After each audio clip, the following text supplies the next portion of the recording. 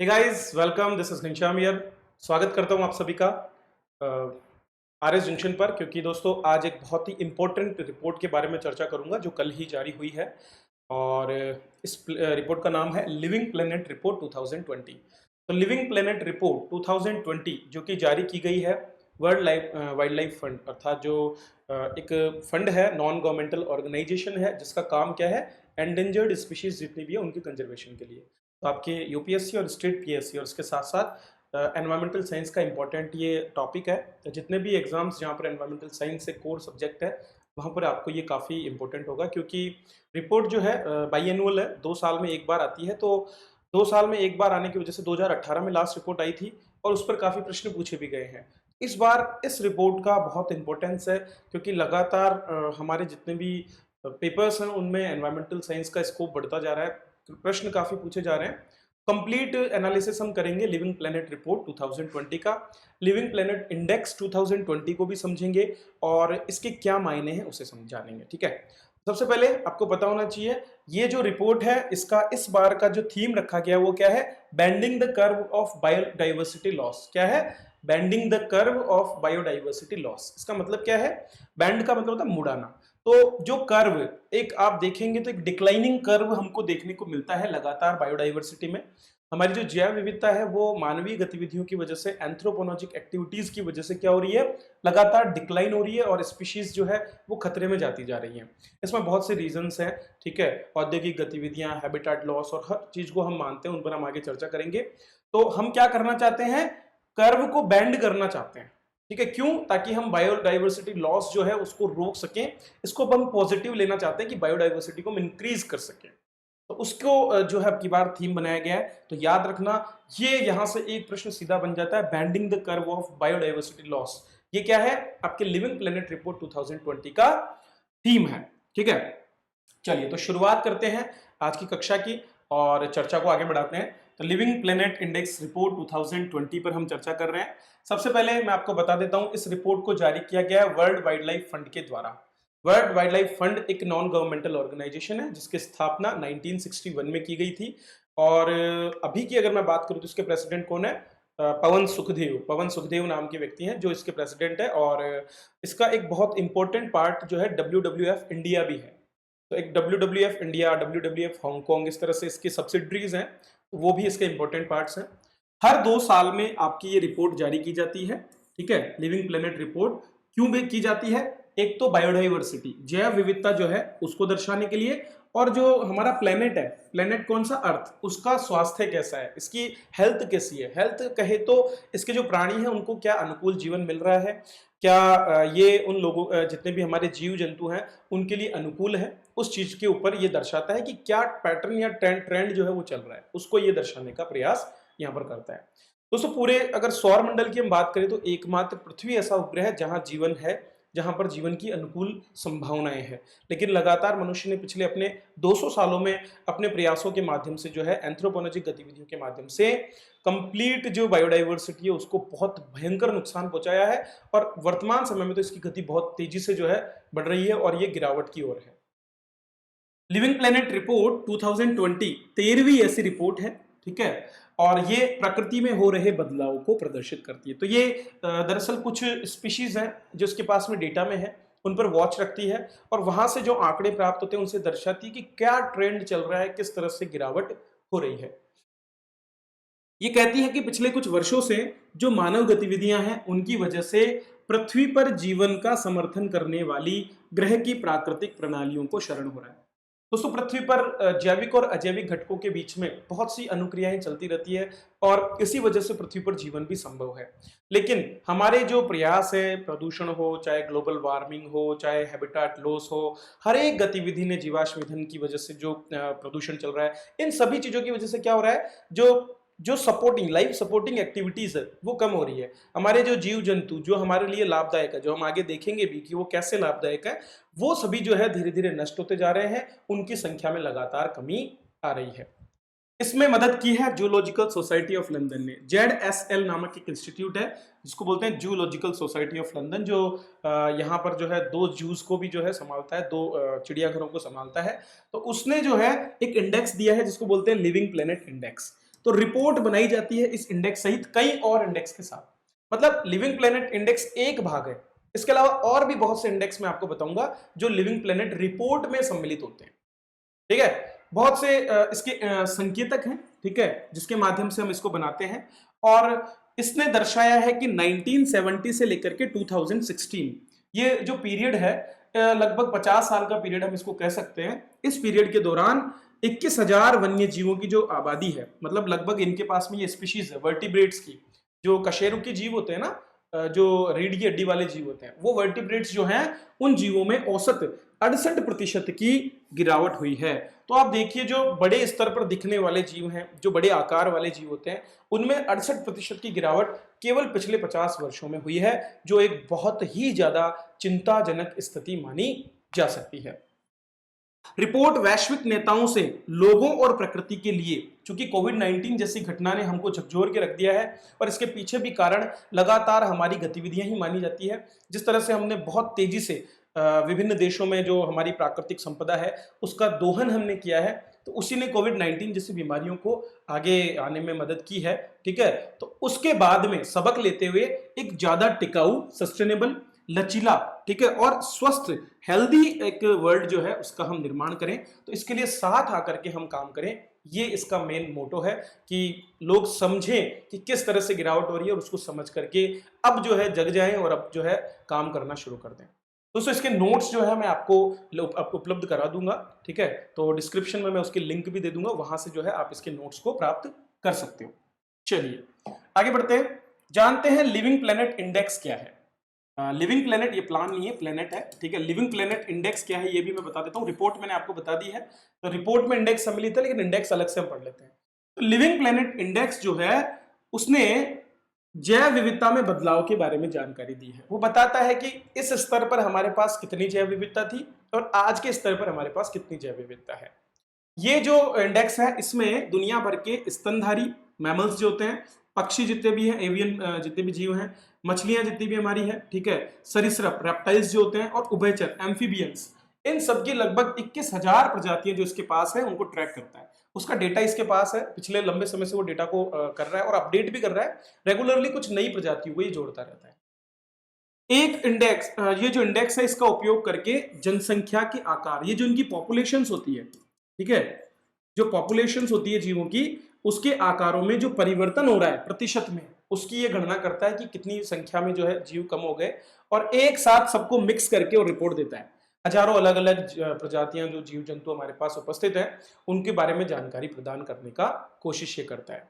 तो जैसा मैंने बताया, 1970 और 2016 के बीच में इन सभी प्रजातियों की जो आबादी है उसमें ये इंडेक्स 68% की गिरावट दर्शाता है कि अगर मान लीजिए 1000 जीव किसी समय 1970 में थे, तो उनकी संख्या घट करके अब कितनी हो गई है, 333%, 68% गिर गया ना, तो 320 के करीब रह गई है। तो ये बहुत बड़ी गिरावट है। इसको बनाने के लिए, इंडेक्स को बनाने के लिए बहुत से जो हमारे कीट है उनकी जो साउंड्स होते हैं उन पर नजर रखने के लिए बहुत से ऑडियो उपकरणों का प्रयोग किया है, ताकि उनकी जो पॉपुलेशन उसको जाना जा सके। इसके अलावा और भी बहुत सी टेक्निक्स, जैसे कि ड्रोन और उपग्रह टैगिंग, ठीक है, इसके अलावा जंगली आबादी पर कटाई का प्रभाव, उसको ट्रैक करने के लिए ब्लॉकचेन टेक्नोलॉजी का भी प्रयोग, जो अत्याधुनिक टेक्नोलॉजी है उसका भी प्रयोग करने का प्रयास यहाँ पर किया। ये ब्लॉकचेन वही है जो बिटकॉइंस को बनाती है। ठीक है, तो ये सारे के सारे तकनीकी उपाय जो है लिविंग प्लेनेट इंडेक्स को बनाने के लिए किए गए हैं जेडएसएल द्वारा। ठीक है, चलिए, तो ये है आपका वो डिक्लाइनिंग जो रिपोर्ट है हमारी। आप देख सकते हैं 1970 में यदि हम इंडेक्स वैल्यू को 1 मान करके चलते हैं तो क्या दिखा रहा है, आप लगातार आप देख सकते हैं इसमें गिरावट होती जा रही है, और हम 2016 के स्तर पर आकर के 68%, इसको प्लस माइनस 2 करके आप देख सकते हो, तो 72% से लेकर के और 66% ये हो सकता है। ठीक है, बट इससे ज्यादा कम नहीं। तो ये थोड़ा ऊपर नीचे हो सकता है, ये एग्जैक्ट लाइन बीच में 68% एवरेज दर्शाती है कि 68% गिरावट लिविंग प्लेनेट इंडेक्स 2020 के माध्यम से हुई है। चलिए आगे बढ़ते हैं, बिल्कुल सिंपली लेना है, कोई ज्यादा टफ चीज नहीं है। WWF के बारे में मैंने आपको बता ही दिया। WWF क्या करता है, ये एक संगठन है जो कि संरक्षण प्रदान करता है हमारे जीवों को और उनसे रिलेटेड डेटा अवेलेबल कराता है। 100 से ज्यादा देशों में इसने अपना नेटवर्क फैला रखा है, वहां से ये चीजें लेता है, डेटा लेता है और कोशिश करता है कि जैव विविधता का संरक्षण हो और नवीकरणीय प्राकृतिक संसाधन जो है उनका उपयोग टिकाऊ तरीके से हो। क्योंकि मैं आपको पहले भी बता चुका हूं, जो हमारे फॉरेस्ट और हमारे जो वन्य जीव हैं वो नवीकरणीय संसाधन है। क्यों? अगर हम इनका सस्टेनेबल उपयोग करते हैं तो ये हमको बहुत कुछ हार्वेस्टिंग के लिए देते हैं, बड़ी मात्रा में आप इनसे उत्पादन प्राप्त कर सकते हो, लेकिन कब? जब आप इनका सही सस्टेनेबल उपयोग करते हो। ठीक है, तो संधारणीय खपत को अगर हम बढ़ावा दें तो निश्चित रूप से आने वाले समय में हम प्रजातियों को बचा सकते हैं। WWF इसी के लिए काम करता है।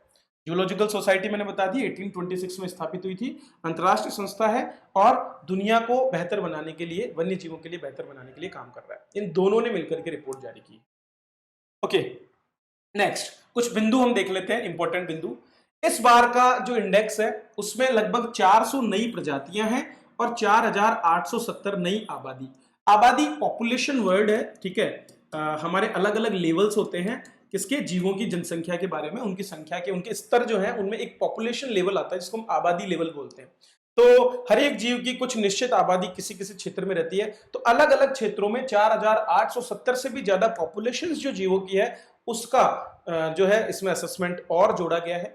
ठीक है, अमेरिका के उष्णकटिबंधीय उपभागों के लिए एलपीआई में 94% की गिरावट किसी भी क्षेत्र में देखा गया सबसे महत्वपूर्ण परिणाम है, खास करके दक्षिण अमेरिका, लैटिन अमेरिका एरिया में। तो दक्षिण अमेरिका एरिया में 94% से भी ज्यादा जो है लिविंग प्लेनेट इंडेक्स शो कर रहा है। अभी मैं आपको नक्शे में सभी क्षेत्रों का दर्शाऊंगा कहां कितना हुआ है, लेकिन सबसे ज्यादा कहां हुआ है? अमेरिका के उष्णकटिबंधीय भाग जो लैटिन अमेरिका में, दक्षिण अमेरिका में, ब्राजील और बाकी क्षेत्रों में स्थित है, वहां पर। ठीक है, कारण क्या है? कारण है दोस्तों वहां की जो घास के मैदान है, आपने पढ़ा भी होगा भूगोल में कि सभी प्रकार के घास के मैदान ज्यादातर आपके दक्षिण अमेरिका, अफ्रीका और इन उष्णकटिबंधीय क्षेत्रों में पाए जाते हैं। ठीक है, स्टेपीज जैसे बाकी भी होते हैं उपोष्ण कटिबंधीय क्षेत्रों में भी, ठीक है, शीतोष्ण क्षेत्रों में भी, लेकिन हम इनके बारे में बात पहले कर लेते हैं। तो वहां के मैदान, सवाना घास के मैदान, जंगल और वहां की जो वेटलैंड्स हैं उनको हमने कन्वर्ट कर दिया है, लैंड यूज उनका पैटर्न चेंज कर दिया है और उनको कृषिगत क्षेत्रों में या फिर उद्योगों के लिए उपयोग किया। तो बढ़ते विकास के साथ में उन क्षेत्रों में बहुत सफाया किया गया है जंगलों का, जिसने प्रजातियों को नष्ट किया है। इसके अलावा उपभोग के लिए प्रजातियों का ज्यादा दोहन हुआ है, ज्यादा मात्रा में जीवों का जो है वहां से एक्सप्लॉइटेशन किया गया है। जलवायु परिवर्तन ने भी उनको जो है बहुत तेजी से प्रभावित किया है। और जो इन्वेजिव स्पीशीज होती है, विदेशी प्रजातियां, क्या करते हैं हम कई बार, जैसे महाशीर नामक एक मछली है जो विदेशी प्रजाति, जिसको हमने हमारे यहाँ पर इंट्रोड्यूस कर दिया, और भी बहुत सी ऐसी मछलियां हैं जिनको लाया जाता है, और बहुत से वृक्ष प्रजातियां होती है। ठीक है, तो उनकी वजह से क्या होता है, उस क्षेत्र की प्रजातियों पर बहुत ज्यादा प्रभाव पड़ता है, क्योंकि उनका कोई नेचुरल जो भी प्रेडेटर्स होता है वो नहीं होता है, तो उसकी आबादी को हम कंट्रोल नहीं कर पाते। उस चीज ने भी जो है बड़ी तेजी से नुकसान पहुंचाया है। स्तनधारी पक्षी, उभयचर, सरीसृप और मछली, ये सारे जो वर्टिब्रेट्स हैं, इनकी 944 के करीब प्रजातियां जो है वो कहां रहती है? फ्रेश वाटर में। तो 21,000 में से 944 फ्रेश वाटर, मतलब जो हमारा मीठा पीने योग्य पानी होता है। अलग अलग पानी के प्रकार होते हैं, फ्रेश वाटर अलग होता है, ब्रैकिश वाटर अलग होता है, छिछला पानी जहां पर जैसे डेल्टा एरिया में उनमें, और एक होता है आपका सी वाटर जो बिल्कुल नमकीन पानी होता है।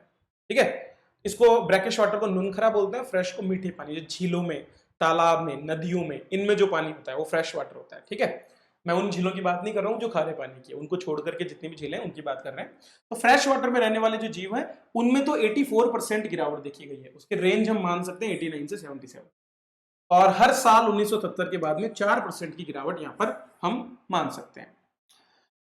दोस्तों इसमें भी ज्यादातर वो जीव जो कि जिनको हम बोल सकते हैं, एक नाम हम दे सकते हैं, क्या? मेगाफोना। ठीक है, इसको क्या बोल सकते हैं? मेगाफोना, MEGAFAUNA। ठीक है, तो फोना और फ्लोरा और फोना आपने पढ़ा होगा।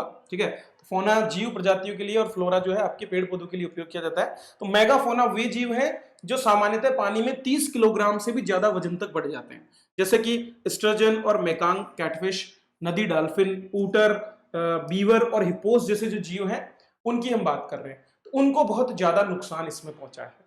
तो कुछ नक्शे हम देख लेते हैं, वो हमको कुछ क्लियर कर देंगे चीजें। तो जैसा कि मैं आपको बता रहा था, अलग अलग एरिया में जो डिक्लाइन हुआ है उसको आप समझ लें। सबसे पहले मैं बात कर रहा हूं आपको जो नॉर्दर्न अमेरिका वाला एरिया है, ठीक है, कनाडा, अमेरिका, ग्रीनलैंड वाला एरिया, वहां पर 33% की गिरावट जो है यहाँ पर देखने को मिली है 1970 से लेकर के 2016 तक। मैंने जैसा कि आपको बताया था लैटिन अमेरिका एरिया में 94%, कितना 94% की गिरावट हुई है। इसके बाद में अगर हम थर्ड एरिया की बात करें तो हमारा अफ्रीका और उसके आसपास का उष्ण कटिबंधीय क्षेत्र की अगर हम बात करूं तो 65% गिरावट हमको यहाँ को देखने की मिलती है। फिर आता है आपका दोस्तों एशिया प्रशांत, दक्षिण एशिया प्रशांत वाला जो एरिया है, जिसके अंदर आपके हिंद प्रशांत भी क्षेत्र हम इसको बोल सकते हैं। इसमें ऑस्ट्रेलिया, न्यूजीलैंड और हमारी समस्त चाइना, मंगोलिया, पूरा का पूरा अरब कंट्रीज, इंडिया और जितना भी साउथ ईस्ट एशियन कंट्रीज है, उन सब में मिलाकर के 45% स्पीशीज जो है वो डिक्लाइन हो गई है। और अगर हम नॉर्दर्न जो यूरोप और एशिया वाला जो कंप्लीट एरिया है उसकी बात करें तो यहाँ पर 24% गिरावट हुई है, क्योंकि वहां पर आबादी भी कम है। सबसे ज्यादा जो कंसंट्रेशन है आबादी की वो इसी एरिया में है, हमारे उष्ण कटिबंधीय क्षेत्र में, तो ज्यादा गिरावट भी यहाँ पर है। मैक्सिमम गिरावट आपके किस एरिया में हुई है? अमेरिकन एरिया में, दक्षिण अमेरिका एरिया में जो है ये गिरावट हमको देखने को मिली है। चलिए नेक्स्ट, जैसा मैंने आपको बताया मीठे पानी के जो सोर्सेज हैं वहां पर आप देख सकते हैं 1970 से 2016 तक जाते जाते 84% गिरावट हुई है। और इसमें भी bigger the size the bigger the threats, मतलब जो बड़ी साइज के जीव हैं उनको ज्यादा खतरा देखने को मिला है। ये रिपोर्ट बिल्कुल सिंपल है, ये बताती है कि कैसे डिक्लाइन हो रही है चीजें। चलो ये तो एक इंडेक्स की बात हो गई, लेकिन इसके अलावा दोस्तों और भी इंडेक्सेस हैं जिन पर हमें बात करनी पड़ेगी। क्योंकि हमारे जितने भी जीव हैं वो किस पर निर्भर करते हैं? सारे के सारे जीव निर्भर करते हैं उस क्षेत्र पर जहां वो रहते हैं, जिसको बोला जाता है उनका हैबिटाट, पर्यावास। तो स्पीशीज हैबिटाट इंडेक्स, प्रजाति निवास स्थान सूचकांक भी इसमें दिया गया है। और इस सूचकांक में कहा गया है कि मानव भूमि उपयोग परिवर्तन, human land use pattern change, ठीक है, वो तेजी से क्या कर रहा है? क्लाइमेट चेंज, ठीक है, उसको बढ़ावा दे रहा है। और दुनिया भर में जो हैबिटाट है हमारे जीवों का उसको चेंज कर रहा है। अब कैसे पता चल रहा है, हम इसको कैसे कैचअप कर पा रहे हैं? क्योंकि हमने बहुत से रिमोट सेंसिंग सैटेलाइट्स जो हैं हमारे आउटर स्पेस में छोड़ रखे हैं, जो रेगुलरली मॉनिटरिंग कर रहे हैं, हमारी पृथ्वी के चारों तरफ चक्कर लगाए जा रहे हैं और बता रहे हैं कि भैया देखो कितना चेंज हो रहा है। तो ये बता रहे हैं कि भैया जी हम जो मॉडल हमने बनाए हैं, हमने जो गणनाएं की है, वो इसके बारे में जानकारी हमको दे रहा है कि लगातार लैंड यूज पैटर्न चेंज हो रहा है और वही लैंड यूज पैटर्न जो है जीवों को नष्ट कर रहा है। प्रजाति निवास स्थान सूचकांक प्रजातियों की आबादी के लिए परिणामी निहितार्थों की मात्रा निर्धारित करता है, ठीक है। यह दर्शाता है कि इससे कितना ज्यादा प्रभाव पड़ने वाला है आने वाले समय में। और तो कुल मिलाकर के 2001 से 2018 के बीच में आपकी 2% की गिरावट हुई है। अब आप में से कई लोग सोचेंगे कि सर 2% की गिरावट कोई ज्यादा नहीं है, तो आप कम से कम इस चीज पर ध्यान दीजिए कि हम बात कर रहे हैं 2001 से।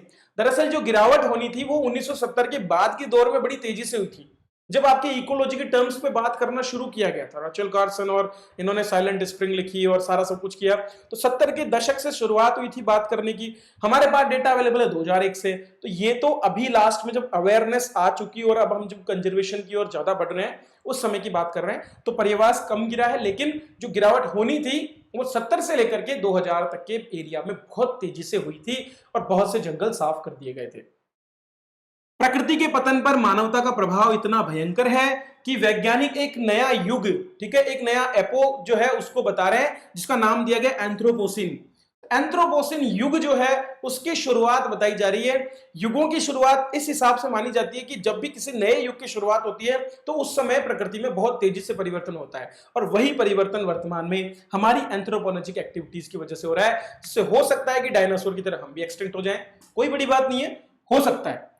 अभी हम डर गए थे भयंकर वाले, हमारी इकोनॉमीज गिर रही है, हम लोग ज्यादा लोग जो है देशों को और सरकारों को दोष दे रहे हैं, लेकिन असली दोषी हम खुद हैं, क्योंकि हमने अपने एनवायरनमेंट को जो है बिल्कुल गिरावट। अच्छा, इस समय मैं आपको एक बात और बताना चाहूंगा। मैंने आपको बताया था कि ठीक है, आप में से ज्यादातर लोगों को लगता है हमारी इकोनॉमीज गिर रही है, लेकिन क्या किसी व्यक्ति ने यह ध्यान दिया कि पहली बार हमारी नदियां साफ हुई, पहली बार हमारी एयर सांस लेने लायक है? तो ऐसा विकास किस काम का जो आपको गंदी हवा दे, ठीक है, जो आपको बीमारियों से ग्रसित करे, ठीक है, आपका प्रोडक्शन रुका है। देखो, इकोनॉमी में गिरावट का मतलब है कंजम्पशन में कमी, और कंजम्पशन में कमी होगी तो प्रोडक्शन में कमी होगी अपने आप, क्योंकि जब मार्केट में मांग नहीं है तो कोई उत्पादन नहीं करेगा। तो लोग कह रहे हैं कि माइनिंग सेक्टर में जो है 40% गिरावट होगी। ठीक है ना, नदियां बच रही है, उनमें से कम बजरी निकाली जा रही है, ठीक है, कंस्ट्रक्शन कम हो रहा है तो पॉल्यूशन कम फैल रहा है। तो क्या आप इकोनॉमिकली अगर आप उस इकोलॉजिकल वैल्यू को देखेंगे तो वो बहुत ज्यादा है तुलना में किसकी? हमारी इकोनॉमी में गिरावट की। लेकिन इस तरह से कोई सोचेगा ही नहीं। जरूरत पता है किसकी है? जरूरत है हमें नोमैडिक बनने की। हमें वापस से एक बार जंगलों में फसलों की बजाय जंगल से जो पेड़ों से प्राप्त होने वाली वस्तुएं उन पर निर्भर रहना पड़ेगा। ठीक है, हमें संतुलन बना करके रखना पड़ेगा, तभी जाकर के आने वाला हमारा समय जो है ना बेहतर हो सकता है, नहीं तो नहीं होगा। तो एंथ्रोपोसिन युग में हम प्रवेश कर रहे हैं। तो ये स्पीसीज हैबिटाट इंडेक्स जो है वो 1 टू आपको दिखा रहा है 0.98 पर आ गया है, आप यहां पर देख सकते हैं। ठीक है, नेक्स्ट आपका जो इंडेक्स है उसको बोलते हैं रेड लिस्ट इंडेक्स। तो रेड लिस्ट इंडेक्स जो है ये दर्शाना चाहता है कि किसी जीव के आने वाले भविष्य में विलुप्त होने की कितनी संभावनाएं हैं। आपने रेड लिस्ट के बारे में पढ़ा होगा, IUCN red list, international union for conservation of nature, जो कि हमेशा थ्रेटन्ड, जो हमारी थ्रेटन्ड स्पीशीज है जिसमें 3 कैटेगरीज हम लेते हैं, वल्नरेबल, एंडेंजर्ड और क्रिटिकली एंडेंजर्ड। इन तीनों जातियों को जो है अपनी वो IUCN रेड लिस्ट में जगह देता है, अलग अलग जीवों को, और उसी के आधार पर रेड लिस्ट इंडेक्स जो है वो जनरेट किया गया है, जो दर्शाता है कि आखिर कोई प्रजाति कितना विलुप्त होने का खतरा है। तो अगर रेड लिस्ट में आप 1 पर हो, वैल्यू 1 है, तो आपको लीस्ट कंसर्न हो, मतलब आपको अबाउंडेंस है कि आपको बहुत बड़ी मात्रा में आपकी प्रजाति है और कोई खतरा नहीं है। लेकिन अगर आप 0 के पास जा रहे हो तो मतलब आप थोड़े समय में विलुप्त होने वाले हो। इस चीज को दर्शाता है ये। तो अलग अलग कैटेगरीज जो हमारी वर्टिब्रेट्स की है उसको इसने दर्शाया है, और आप देख सकते हैं कि यहां पर सबसे तेजी से जो डिक्लाइन हुआ है वो हुआ है आपके कोरल्स में। कोरल्स के रहने की जो संभावनाएं थी वो 1995 तक बहुत बेहतर थी, it is approximate 0.98, but today अगर हम देखें 2011-12 के करीब तो ये चला गया है 0.8 पर। तो ये लगभग 20% की गिरावट इसमें हमको देखने को मिली है। बर्ड्स का लगभग सेम टू सेम है, उसमें ज्यादा चेंजेस नहीं हुए। ठीक है, थोड़ा सा डिक्लाइन बीच में है। मैमल्स में भी हल्का डिक्लाइन होकर के वो बराबर है, क्योंकि हमारे बहुत से अनुसंधान संस्थान काम कर रहे हैं लगातार संरक्षण के लिए। एम्फीबियंस तेजी से देखो विलुप्त हो, देखो गिरावट दिख रही है, आप देखोगे तो एम्फीबियंस में गिरावट दिख रही है। ठीक है, तो अलग अलग जीवों के लिए अलग अलग स्तर पर ये चीजें दिखाई गई है, और ये दर्शाती है कि कहीं पर भी इंक्रीज नहीं है। जो जीव हमारे बहुत ज्यादा सर्वाइवल से परेशान हैं, जो सर्वाइव नहीं कर पा रहे हैं, उनके संरक्षण में ज्यादा कुछ सुधार हम नहीं कर पाए। हालांकि कुछ प्रजातियां हैं जिनका संरक्षण हमने किया है, तो वो एक अलग बात है, लेकिन अभी भी बहुत से जीव हैं जिनके संरक्षण की हमको आवश्यकता है। एक और जो इंडेक्स दिया गया है उसको बोला जा रहा है जैव विविधता अखंडता सूचकांक, बायोडाइवर्सिटी इंटैक्टनेस। ठीक है, क्या बता रहा है? इंटैक्टनेस को दर्शाता है कि कितना इंटैक्ट आपका जो है एक एरिया है। तो जैव विविधता अखंडता सूचकांक का अनुमान है कि एक क्षेत्र के भीतर किसी एक एरिया में स्थलीय पारिस्थितिकी समुदायों में मूल रूप से जैव विविधता कितनी है, तो कितनी मात्रा में जैव विविधता वहां पर अवेलेबल है। तो वो न केवल जैव विविधता को बल्कि उसके साथ साथ भूमि उपयोग की वजह से जो दबाव उन पर पड़ रहा है, जो हम लैंड यूज पैटर्न चेंज कर रहे हैं उससे जो दबाव पड़ रहा है उसको भी दर्शाता है। ठीक है, BII लोगों को लाभ प्रदान करने की पारिस्थितिकी प्रणालियों की क्षमता को दर्शाता है, क्योंकि जितनी ज्यादा बायोडाइवर्सिटी उतने ज्यादा लाभ, जिन पर आगे चर्चा करेंगे कि कहां कहां हमको लाभ होते हैं। हमारे फूड सिक्योरिटी में ये कहां लाभ करता है, हमारे जो हेल्थ है उस पर ये कैसे इंपैक्ट करता है, उन चीजों पर आगे मैं बात करने वाला हूं। ठीक है, तो ये किसके लिए? जो भी हमको पारिस्थितिकीय सेवाएं मिलती है, ठीक है, इकोलॉजिकल सर्विसेज जो मिलती है, उनके बारे में ये बात करता है कि कितनी क्षमता है। दोस्तों वैश्विक औसत BII 79% है। ठीक है, आज की तारीख में 79% पर चला गया है। सुरक्षित सीमा मानी जाती है 90%। 90% तक अगर हमने किसी एक स्तर से जैव विविधता को रखा है तो ठीक है, लेकिन ये कम चला गया है और ज्यादा गिर रहा है अफ्रीका क्षेत्र में। अफ्रीका क्षेत्र में तेजी से बायोडाइवर्सिटी जो है उसका लॉस देखने को मिल रहा है। तो यू कैन सी हियर, यहां पर आप देखेंगे अलग अलग क्षेत्रों के लिए ग्लोबली मैंने आपको दिखाया एक, उसके बाद में अमेरिकाज, एशिया पैसिफिक, अफ्रीका और यूरोप सेंट्रल एशिया।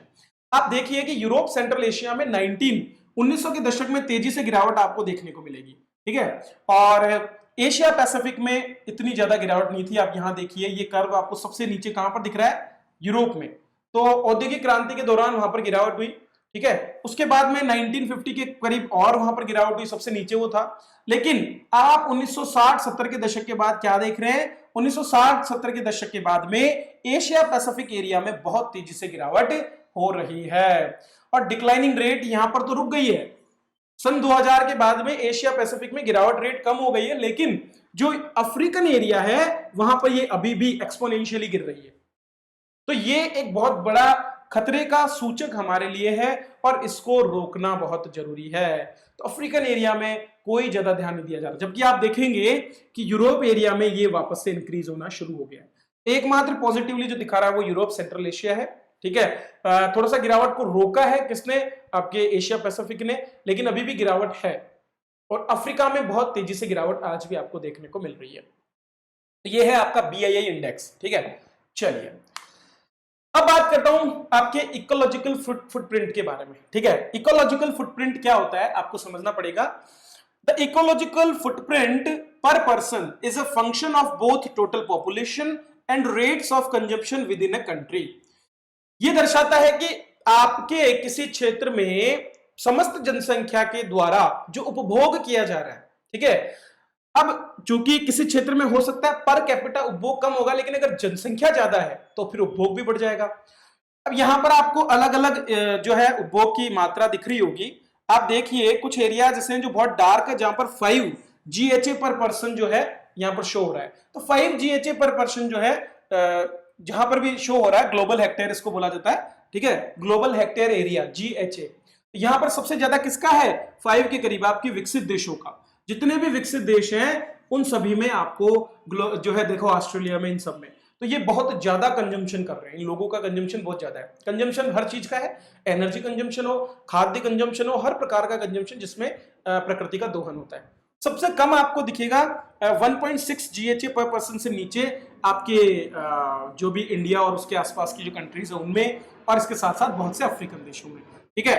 लेकिन यहां पर आप देखेंगे तो इन क्षेत्रों में पॉपुलेशन ज्यादा होने की वजह से इनका टोटल जो फुटप्रिंट है वो ज्यादा आ जाता है।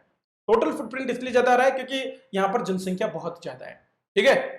चलिए तो हम ये देख सकते हैं कि विकसित देश ज्यादा उपभोग कर रहे हैं और ये लोग ज्यादा लापरवाह हैं। इन लोगों ने ज्यादा प्रयास नहीं किए, उल्टे ये तो पेरिस एग्रीमेंट को भी छोड़ रहे हैं। कोई हर एक तरफ ये जो है ज्यादा से ज्यादा दोहन को बढ़ा रहे हैं। जैसे कि अमेरिका अब पेट्रोलियम क्षेत्र में बहुत ज्यादा उत्पादन करने लगा है, ठीक है। चलिए तो ये है आपका इकोलॉजिकल फुटप्रिंट। अब बात करते हैं दोस्तों आज की तारीख में जो वाइल्डरनेस है, मतलब कितने जंगल बचे हैं। तो पृथ्वी पर हमारे जंगल कैसे दिखाई देते हैं आज के टाइम पर, वो हम देखेंगे। प्रौद्योगिकी जो है, उपग्रह प्रौद्योगिकी, इससे हमको मदद मिलती है। टेक्नोलॉजी हमारी जितनी भी है, सैटेलाइट टेक्नोलॉजी, और वो हमको दर्शाती है कि हमारा मानव पदचिन्ह कैसा है, मतलब हमने कितनी तेजी से उपभोग कर लिया है किसी क्षेत्र का, ठीक है। तो कुछ ही देश है जहां पर ऐसा लगता है कि वहां पर जंगल है, जैसे कि रूस हो गया, कनाडा हो गया, ब्राजील हो गया, ऑस्ट्रेलिया हो गया। इनमें से भी ज्यादातर देश उच्च अक्षांशों पर स्थित है, ठीक है। वहीं पर जंगल ज्यादा बचे हुए हैं क्योंकि वहां पर एक तो क्लाइमेट का भी फर्क है और वहां पर दोहन योग्य ज्यादा चीजें है नहीं। तो आप देखिए आपको 3 चीजें दिख रही होगी। वाइल्डरनेस अगर 0 to 1 के बीच में है तो 0 हाई है और 1 लो है, तो ये वाइल्डरनेस। तो जहां पर भी ग्रीन एरिया है, देखिए लैटिन अमेरिका में आपकी कनाडा और ऊपर का जितना भी एरिया है, इसका मतलब ये नहीं है जंगल। जंगल सीधा मत मानो, इसको मानो कि इन क्षेत्रों का उपभोग नहीं हुआ है, ठीक है। ये दो आपका सहारन एरिया, अब सहारा में कोई जंगल तो नहीं है, लेकिन सहारा एरिया में जनसंख्या का कोई प्रभाव नहीं है क्योंकि यहाँ पर विरल जनसंख्या है। तो इन क्षेत्रों की जनसंख्या बहुत कम है और यहाँ पर बहुत कम लोग रहते हैं। जैसे कि अभी आपको देख रहा होगा, यहाँ पर हमारा जो हिमालय पर्वत वाला एरिया है उसमें काफी कम दिखा रहा है। इसी तरह से ये पूरा मरुस्थलीय क्षेत्र है आपका ऑस्ट्रेलिया का भी। तो ज्यादातर मरुस्थलीय क्षेत्र जो है ना वो, और कुछ एक आपका ब्राजील का जंगल थोड़ा बहुत बचा है। और इंडिया की बात करूं तो इंडिया बहुत ज्यादा डार्क दिखा रहा है, तो हम डैमेज्ड एरिया में आते हैं। तो ये 0 से लेकर के और 50 तक के एरिया को अलग अलग बांटता है। वाइल्डरनेस 0 to 1 में है। इंटेक्ट एरिया जिसमें अभी तक ज्यादा जो है उसको छेड़ा नहीं गया है 1 to 4 में आता है, और डैमेज्ड एरिया जो है 4 to 50 में आता है। 50 सबसे ज्यादा डैमेज्ड एरिया को दिखाता है। और कलर से आप देख सकते हैं कि इंडिया और चाइना के जो एरियाज हैं वो, और इसके साथ में आपके यूरोपियन कंट्रीज, और इसके साथ साथ आपका अमेरिका, यहां पर बहुत ज्यादा जो है डैमेज पहुंच चुका है पारिस्थितिकी, ठीक है। चलिए नेक्स्ट आगे बढ़ते हैं। अब बात करता हूं, मैंने कहा था कि कैसे बायोडाइवर्सिटी हमारे लिए इंपॉर्टेंट है। तो एक मैप यहां पर दिया गया है, बहुत ही बेहतरीन मैप है जो आपके डायरेक्ट और इनडायरेक्ट हमारी डिपेंडेंस को दर्शाता है। किस पर? बायोडाइवर्सिटी पर। इनडायरेक्ट की अगर मैं बात करूं तो इसमें लिखा है कि biodiversity that creates the conditions for food production. 2 चीजें हैं, एक तो है आपका बहुत से छोटे छोटे स्पीशीज, जीन्स, ठीक है, और हमारा पारिस्थितिकी तंत्र।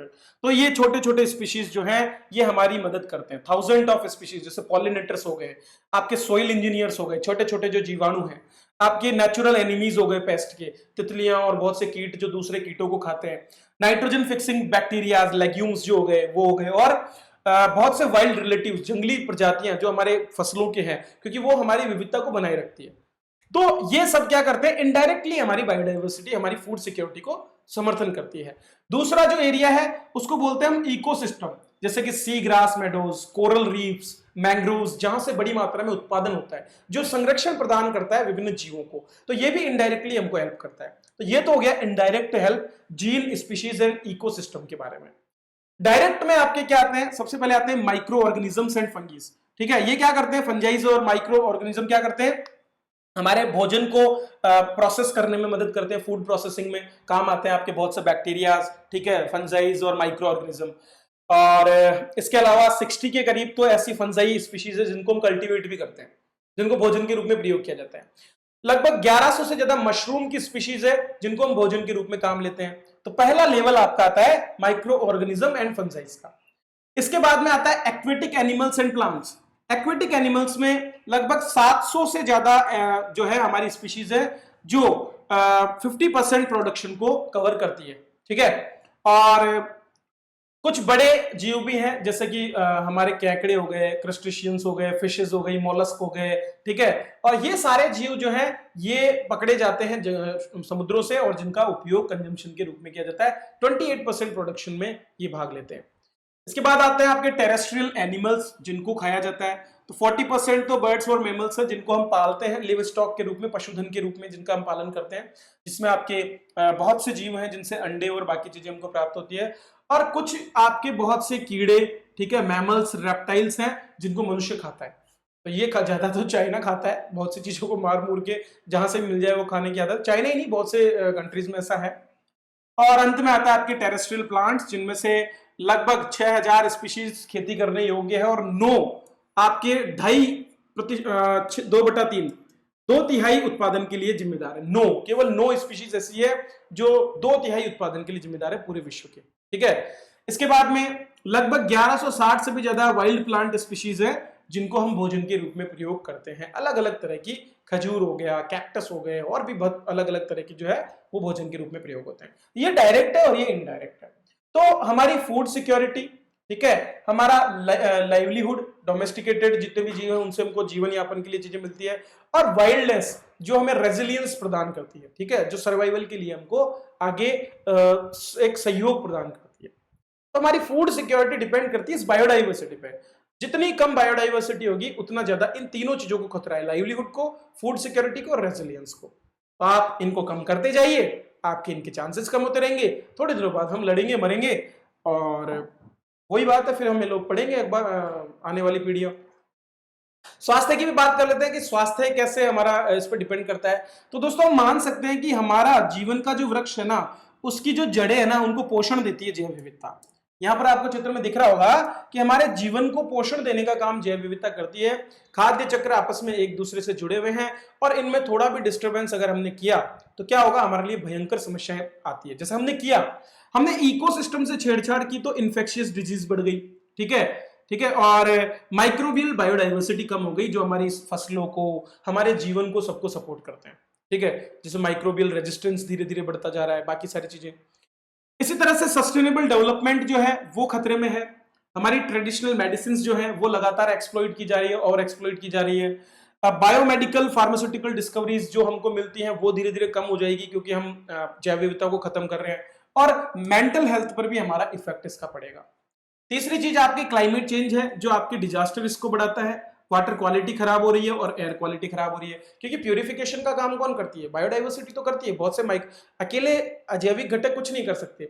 जब तक अजैविक घटकों के साथ जैविक घटक नहीं जुड़ेंगे, आपकी प्रकृति को शुद्धता नहीं होगी। और अंत में आपकी फूड और वाटर सिक्योरिटी, जिसमें न्यूट्रिशन और एग्रीकल्चर बायोडाइवर्सिटी है, वो भी जरूरी है। और ये सब चीजें आपके स्वास्थ्य को मेंटेन करने में बहुत बड़ा योगदान करती है। तो अगर प्रश्न आ जाए कि बायोडाइवर्सिटी आपके हेल्थ से कैसे रिलेटेड है, तो आप ये सारी चीजें वहां पर लिख सकते हैं आसानी से। तो ये है दोस्तों आपकी लिविंग प्लेनेट इंडेक्स रिपोर्ट 2020 जिसमें मैंने चर्चा की। बहुत इंपॉर्टेंट रिपोर्ट है और यूपीएससी में तो डेफिनेटली यहाँ से क्वेश्चंस आएंगे ही आएंगे। बाकी आरपीएससी और अदर पीएससी में भी यहाँ से प्रश्न पूछे जा सकते हैं।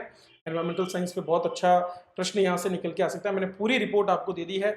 इसके नोट्स जो है डिस्क्रिप्शन में दिए गए लिंक से आप ले सकते हैं और अपनी तैयारी को आगे बढ़ा सकते हैं। चलिए इसी के साथ मैं आप सबसे विदा लेता हूं। वीडियो देखने के लिए आप सभी का बहुत बहुत धन्यवाद। चैनल को लाइक, शेयर और सब्सक्राइब जरूर करें और डिस्क्रिप्शन में दिए गए लिंक से हमारी आरएस जंक्शन एप्लीकेशन से भी आप अपनी तैयारी को आगे बढ़ा सकते हैं। तो आज ही हमारी एप्लीकेशन डाउनलोड करें। Thank you.